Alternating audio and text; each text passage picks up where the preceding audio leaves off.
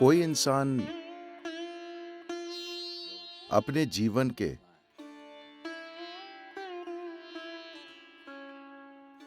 भौतिक, आध्यात्मिक या किसी भी आयाम में कितनी दूर जाएगा, ये मूल रूप से इस पर निर्भर करता है कि उसमें कितनी ऊर्जा भरी हुई है। हाँ, बहुत से लोगों में ढेर सारी ऊर्जा है, मगर उनके अंदर इस ऊर्जा को एक तरह की व्यक्तिगत शक्ति में रूपांतरित करने का ज्ञान या जरूरी प्रणालियां नहीं है। शक्ति किसी और के बारे में नहीं होती, शक्ति आपके बारे में होती है। Power is not about somebody else. Power is about you.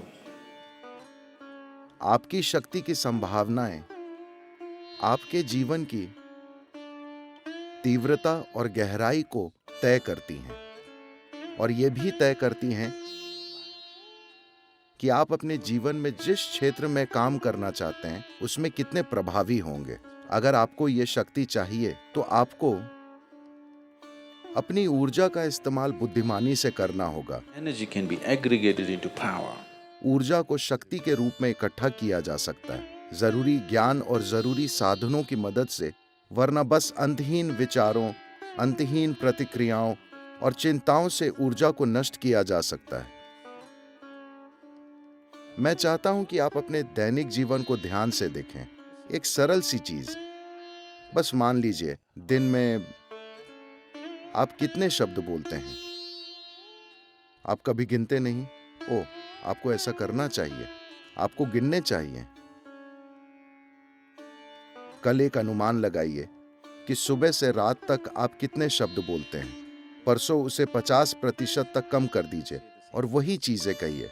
आप लोगों से संवाद खत्म नहीं कर रहे, आप अभी संवाद कर रहे हैं, मगर 50% कम शब्दों के साथ। आपकी भाषा कौशल निश्चित रूप से बढ़ जाएगी और आप देखेंगे कि आपके अंदर काफी व्यक्तिगत शक्ति विकसित होगी। देखिए, इस बात के वैज्ञानिक प्रमाण हैं कि अभी जब आप यहां आराम की स्थिति में बैठे हैं, आपकी कम से कम 20% ऊर्जा आपके दिमाग में खर्च हो रही है। If you bring this down, that your brain is not unnecessarily fluctuating and अगर आप अपने दिमाग का बिना वजह अस्थिर होना और हर समय पागल की तरह कूदते रहना कम कर दें, अगर वो स्थिर रहना सीख ले और सिर्फ वही करे जो जरूरी है, तो जबरदस्त व्यक्तिगत शक्ति पैदा होगी। आप अभी अपने मन के साथ ऐसा नहीं कर सकते। अगर आप उसे रोकने की कोशिश करेंगे तो वो और भी पागल हो जाएगा। कम से कम अपने शरीर के साथ ऐसा करें। अपने शब्दों और अपनी शारीरिक गतिविधि को 50% तक कम करें। अगर आप इसे देखना चाहते हैं तो इसे देखें, उसे देखना चाहते हैं उसे देखें, ऐसे मत कीजिए। अगर आप अपने शरीर और शब्दों के साथ ऐसा करते हैं तो ये धीरे धीरे आपके मन में भी प्रकट होने लगेगा। वो अनावश्यक चीजें नहीं करेगा।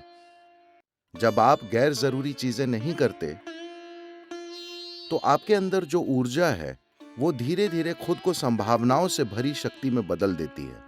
तो इसे विकसित करने के लिए जो आसन आप कर रहे हैं, जो सूर्य नमस्कार आप करते हैं, अगर आप कर रहे हैं,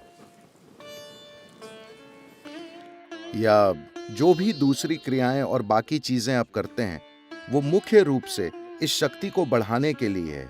इसे अनावश्यक कार्य में नष्ट नहीं करना चाहिए। फिलहाल आप अपने मन में आने वाले विचारों की संख्या को कम नहीं कर सकते, उसे भी किया जा सकता है अगर आप बस अपने अंदर एक स्पंदन लाएं, एक सरल मंत्र। जब ये पागल हो रहा हो, बस कुछ समय तक इसका जाप करें, एक तरह का स्पंदन पैदा करें। आप देखेंगे कि उससे जबरदस्त व्यक्तिगत शक्ति पैदा होगी। this amount of personal power. अपने अंदर इस शक्ति के बिना आप जीवन के आयामों को पार नहीं कर पाएंगे। जीवन अभी अधिकांश लोगों के लिए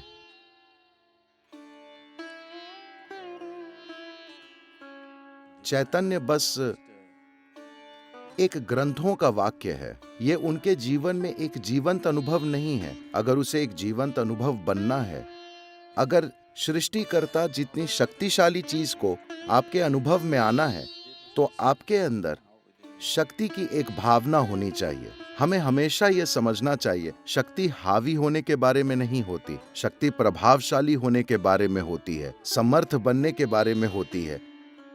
जब आप में इस शक्ति की संभावनाएं होती हैं, तब आप इस जीवन से सहजता से गुजरते हैं।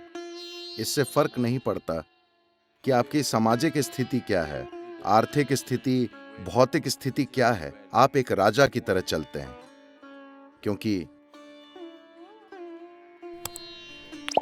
आपके भीतर की शक्ति आपको इस तरह चलाती है।